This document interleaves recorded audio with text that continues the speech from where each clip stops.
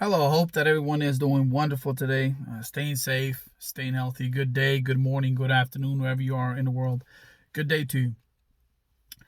Uh, I'm going to do a video today because recently a lot of people are contacting me asking me how agents work and how agents operate. So I am going to do a video on that. Before I do that, I'm going to share with everyone our YouTube link, the link where I do all of my videos. Feel free to subscribe, to share. It would really mean a lot. I would appreciate it. The reason I do those videos is to maybe help someone. Obviously, it doesn't cost me anything, doesn't cost you guys anything to look at those videos, and those videos could really much help you. Like I said, I've played professional for over 10 years. I own a pro team, and I run a very successful player placement program, not an agency, a player placement program. And I've helped over 300 players get overseas. So, I do have the experience, and that's why I do these videos. If I can contribute my time to help you, that's what I'm going to do. So, going forward, want to let everyone know how agents work. Here's the thing about agents. Agents, they go to a seminar in Switzerland. They go to the FIBA seminar, and they get their FIBA license, and FIBA with that allows them to take percentages out of contracts. Now, a lot of people don't do those seminars. They get a player agreement with the manager, and the manager, anyone can do it. I know a lot of agents not happy with me sharing all this information, but you can go get a legal done contract with any player and do the same thing. Anyways, we're not going to get into those details.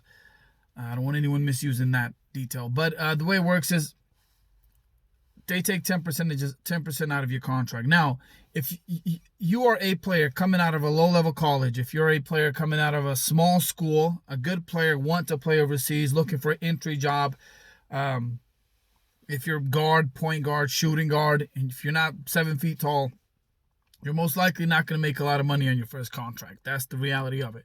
You might make a couple of $100, especially with everything that's going on with the COVID-19. You're probably not going to make a lot of money.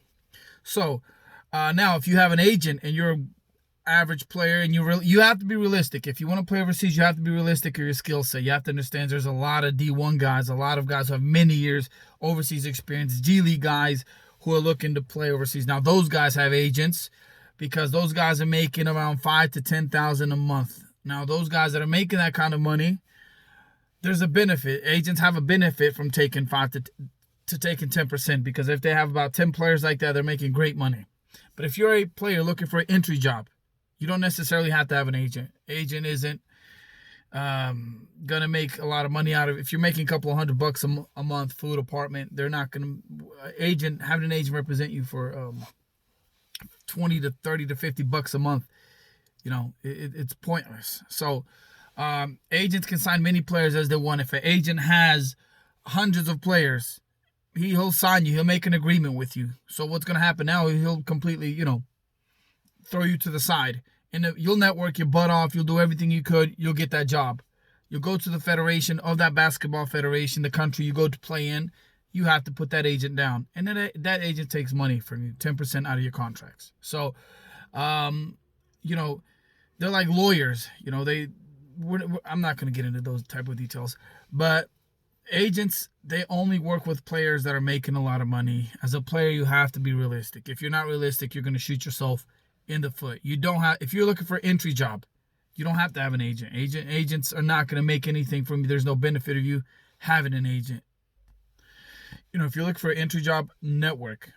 Go to camps, go to showcases, find a way to get seen in front of coaches. If you can get a personal workout with overseas teams, do it. Do everything you could in your powers.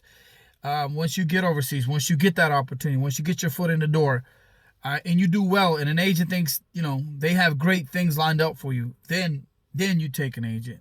Then you can take an agent, then, that works out. That's how it is usually done. But if you're a player with no resume, no experience, fresh out of college, average stats, if you have an agent, you're not on your way. Having an agent does not mean you're on your way. It means, I know you hate to hear this. I know this might be discouraging to a lot, but this is the reality, and this is realistic.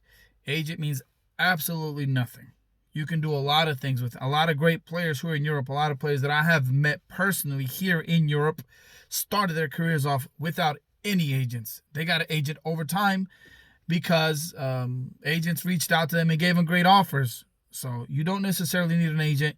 Network, work your butt off. But most importantly, invest in yourself to go to showcases, to go to camps, be seen in front of people.